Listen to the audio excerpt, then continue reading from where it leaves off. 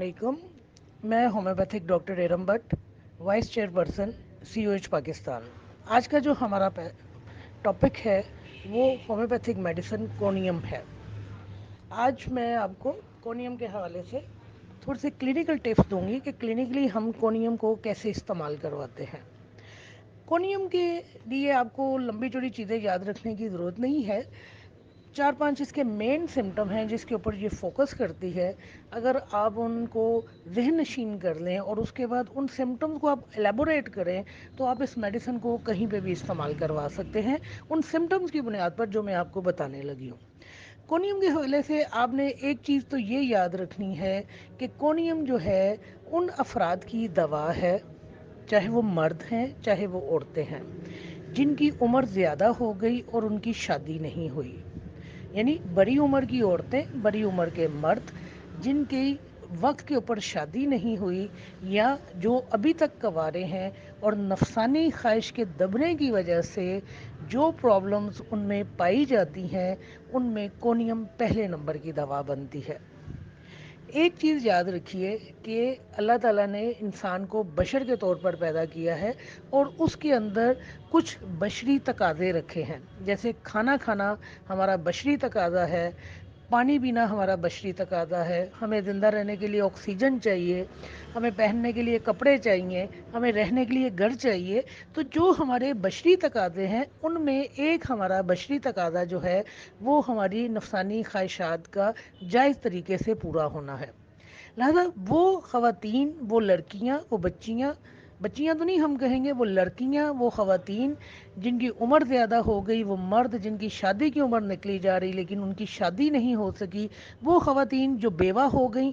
अब चाहे ये ख़वातीन नौजवानी में बेवा हो रही हैं, ये उढेर उम्र में बेवा हो रही हैं, जवानी में बेवा हो रही हैं, वो मर्द जिनकी बीवियां वफात पा गई हैं। अब अगर वो 40 साल की उम्र को पहुंचा और उसकी बीवी वफात पा गई और उसके बच्चे हैं और वो शादी नहीं कर पा रहा, या वो अभी 50 साल का है लेकिन वो चाहता है कि उसकी शादी हो और उसके फैमिली वाले इस चीज़ को मायूब समझ रहे हैं और वो अपनी फैमिली के डर की वजह से शादी नहीं कर पा रहा, तो रंडवे और बेवा औरतें, वो ख़वातीन जिनकी शादी की उम्र निकली जा रही है, वो मर्द जिनकी शादी नहीं हो पा रही है, ऐसे तमाम अफराद जिनकी शादी नहीं हो पा रही किसी भी वजह से, नफसानी ख्वाहिश के दबने की वजह से जो भी प्रॉब्लम सामने आएंगी, चाहे वो हिस्टीरिया की सूरत में सामने आ रहा है, चाहे वो नफसियाती प्रॉब्लम की सूरत में सामने आ रहा है, चाहे वो चीज़ साइकोलॉजिकली उनके मेदे के ऊपर जाकर असरअंदाज हो रही है, उनके किसी भी जिस्म के ऑर्गन के ऊपर असरअंदाज हो रही है,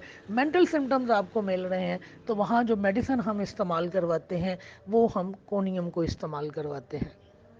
अब देखिए, जब हम केस टेकिंग करते हैं तो हम स्पेशली पूछते हैं कि मैरिड या अनमैरिड। एज हम पूछते हैं कि एज कितनी है। अब एक खातून आपके पास आए और वो कहे कि उसकी 35 साल उम्र है और शादी की उम्र निकल रही है और उसकी अभी तक शादी नहीं हुई और वो मुख्तलिफ मसाइल का शिकार है।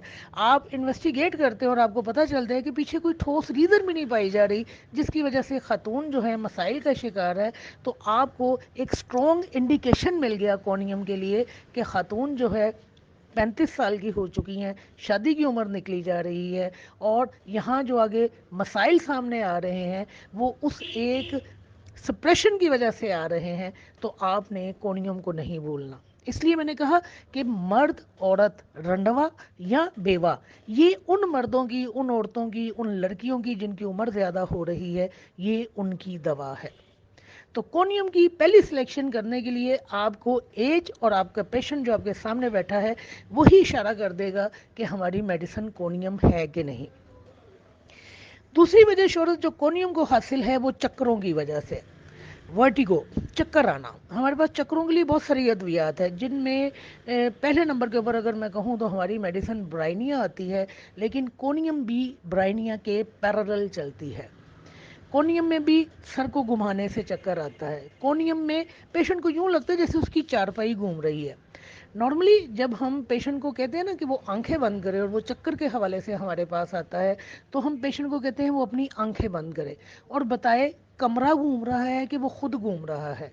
तो کونیم میں کیا ہوتا ہے کہ مریض کو لگتا ہے کہ جس چیز سے وہ بیٹھا ہوا ہے وہ تیزی کے ساتھ سپن کر رہی ہے، لہذا کونیم ایسے چکروں کی دوا ہے جس میں مریض کو اپنا آپ گھومتا ہوا محسوس ہو، جس میں مریض گردن گھمائے تو اس کو چکر آئے۔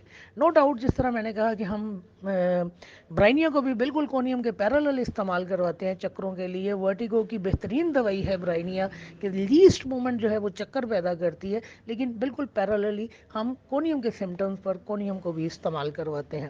تو کونیم کی دوسری وجہ شہرت جو ہے وہ کونیم کے چکر ہے۔ کونیم کی تیسری وجہ شہرت جو ہے وہ غدودوں کے اوپر اس کا اثر ہے۔ اب یہ غدود کوئی بھی غدود ہو سکتا ہے، یہ آپ کے جو گلینڈز ہیں یہ میمری گلینڈز بھی ہو سکتے ہیں، یہ آپ کے ایگزیلری گلینڈز بھی ہو سکتے ہیں۔ تو جسم میں جہاں جہاں غدود پائے جاتے ہیں وہاں وہاں کونیم پائی جاتی ہے۔ خاص طور پر بریسٹ کے حوالے سے اس کا بہت زیادہ ایک رول ہے کہ جو بریسٹ ہیں وہ بہت سخت ہو جاتے ہیں، ان میں ہارڈ ٹیومرز پائے جاتے ہیں، درد ہوتی ہے، پیریڈز کے دوران جو بریسٹ ہیں وہ بہت زیادہ پینفل ہو جاتے ہیں، سویل کر جاتے ہیں، اور جو ہمارا پروسٹیٹ گلینڈ ہے وہ بھی اسی زمرے میں آتا ہے، چونکہ وہ بھی گلینڈ میں شامل ہے، لہذا پروسٹیٹ گلینڈ جو ہے وہ بھی سخت ہو جاتا ہے۔ وہ اگر اپنے سائز میں بڑھ جائے، یعنی غدود اگر اپنے سائز میں بڑھ جائے، غدودوں میں کینسر ہو جائے، ٹیومر بن جائیں، غدودوں کی پرابلمز آپ کے سامنے آنا شروع ہو جائیں، تو وہاں پر آپ نے کونیم کو نہیں بولنا ہے۔ کونیم کی جو ایک اور وجہ شہرت ہے وہ کونیم کا فالج ہے۔ یہ اس میں جو پیرالسس ہوتا ہے نا وہ اسینڈنگ ہوتا ہے۔ اسینڈ کا مطلب ہوتا ہے اوپر چڑھنا، یعنی نیچے سے اوپر کی طرف اس کا فالج جاتا ہے۔ اور کونیم میں صرف فالج نہیں پایا جاتا، کونیم میں کوڑیا بھی پایا جاتا ہے، راشا بھی پایا جاتا ہے۔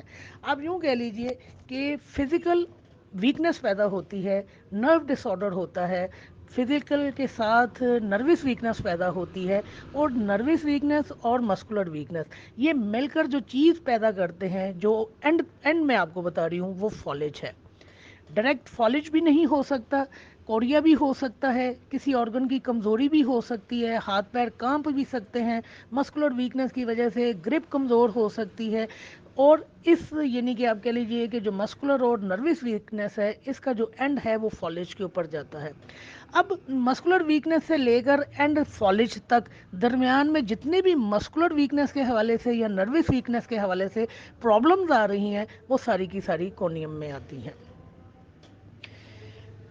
تو کونیم بیسیکلی 4-5 چیزوں کی دوا ہے، فالج کی دوا ہے، آپ کے گلینڈز کی دوا ہے، ان افراد کی دوا ہے جن کی عمر نکلی جاتی ہے، جن کی نفسانی خواہشات دب رہی ہیں، وہاں پر ہم کونیم کو استعمال کرواتے ہیں، اور کونیم جو ہے وہ چکروں کی بہترین دوا ہے۔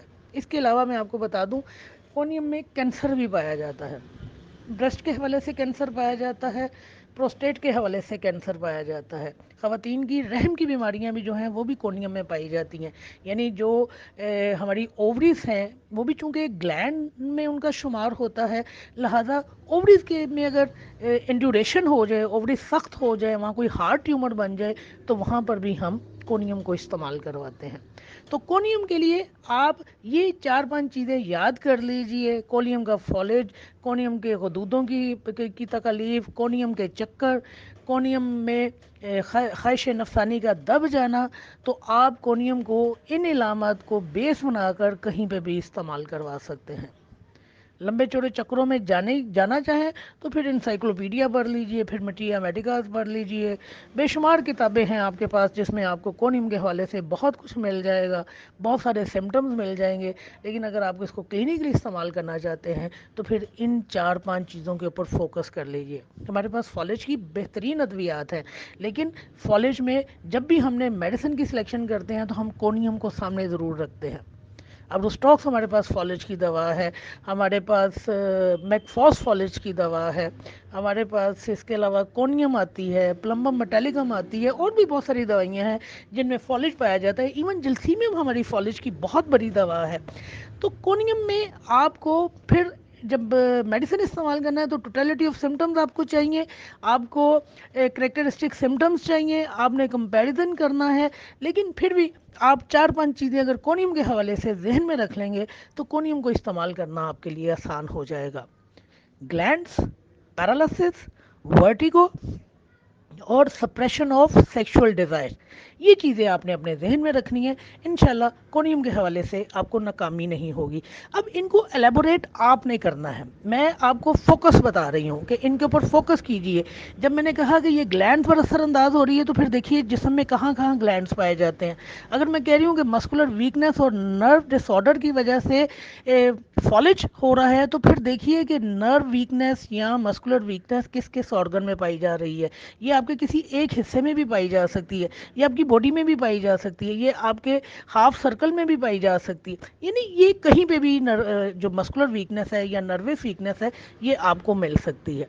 तो मैंने आपको फोकस बता दिया, अब इसको एलेबोरेट आपने करना है। जिस तरह मैंने आपको कहा कि आपने ये देखना है कि नफसानी ख्वाहिश दबी है, उसके बाद सर चक्कर आ रहा है, उसके बाद नफसियाती प्रॉब्लम्स आ रही हैं, उसके बाद उसको हिस्टीरिया हो रहा है, उसको वहम आ रहे हैं, उसको यूट्रस के हवाले से प्रॉब्लम्स आ रही हैं, तो आपने एलेबोरेशन खुद करनी है। आपने मेन चीज़ फोकस करनी है कि मेन चीज़ क्या पाई जा रही है, सप्रेशन ऑफ सेक्सुअल डिज़ायर।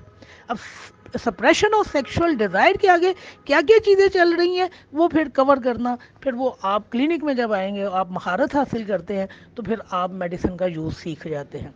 मुझे उम्मीद है कि अगर आप इन 4-5 चीज़ों के ऊपर कोनियम के हवाले से फोकस करेंगे, तो आप कभी भी नाकाम नहीं होंगे। शुक्रिया।